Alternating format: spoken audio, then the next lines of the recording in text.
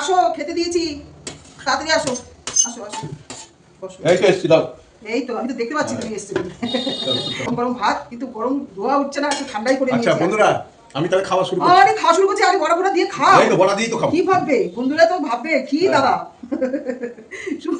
শুভ দুপুর বন্ধুরা, কেমন আছো তোমরা? নিশ্চয়ই সবাই ভালো আছো। দেখো আমিও খুব ভালো আছি। কচু শাক রান্না করেছি আজকে, আবার মানে মাছের মাথা ছাড়া, নিরামিষ কচুর শাকই, কিন্তু মাছের মাথাটা দিলে আমিষ হয়। বাদাম দিয়ে কচু শাকটা বানিয়েছি। কচুর শাক খেয়ে তো তোমরা, তোমার ছেলে আর তুমি একদম ফিদা হয়ে যাচ্ছ।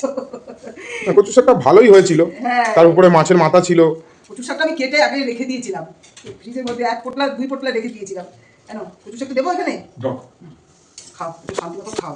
যে বাদাম দিয়ে বানিয়েছি আজকে, মাছের মাথা দেওয়া হয়নি। তুমি আনোনি মাছের মাথা, অবশ্য তুমি বাজারে গেছো, তুমি আনো। এটা খাচ্ছেটা কি দিয়ে? মাছের ডিমের বড়া। সেটা তো বললো না তো বাবা বন্ধুদেরকে, শুধু আমি খাচ্ছি, বন্ধুরা খাচ্ছি। আরে মাছের ডিমের বড়া দিয়ে খাচ্ছি সেটা বলো। ঠিক আছে, তুমি এটা খেতে থাকো, কচুর শাক দিয়ে খেতে থাকো। আমার আরেকটা রান্না হয়েছে, আমি এটা নিয়ে আসছি। ও আমার মাছও তো হয়ে গেছে, দাঁড়াও তুমি খেতে থাকো, আমি নিয়ে আসি। এই যে এটা রেখে যাচ্ছি, দাঁড়াও। তোমার নিরামিষ কচু শাক যে করেছো, এও দারুণ হয়েছে। তাই না? বাদাম দিয়ে কচুটাই তো ভালো। দাঁড়াও তুমি, আরেকটা জিনিস আছে নিয়ে আসি।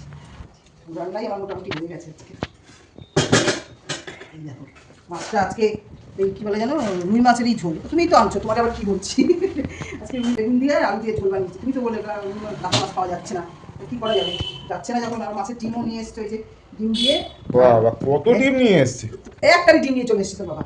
আর এই যে ডিমগুলো আজকে কি করে ভেজেছি বলতো, বেসন ছাড়াই। আলুটা সেদ্ধ করে, আলুটাকে চটকিয়ে, আর তোর ওই ডিমগুলো দিয়ে কাঁচা লঙ্কা কুচি করে দিয়ে একদম মেখে, মানে আজ বেসন ছাড়া ডিম? হ্যাঁ, বেসনটা ছাড়াই করেছি। বেসন দিলে কি হয় বলতো, একটু উপরে কোটিং মতো হয় একটা। এটা বেসন ছাড়াই করেছি, আলু সেদ্ধ দিয়ে মেখে। তোমার বাটির মধ্যে দিয়ে দিচ্ছি।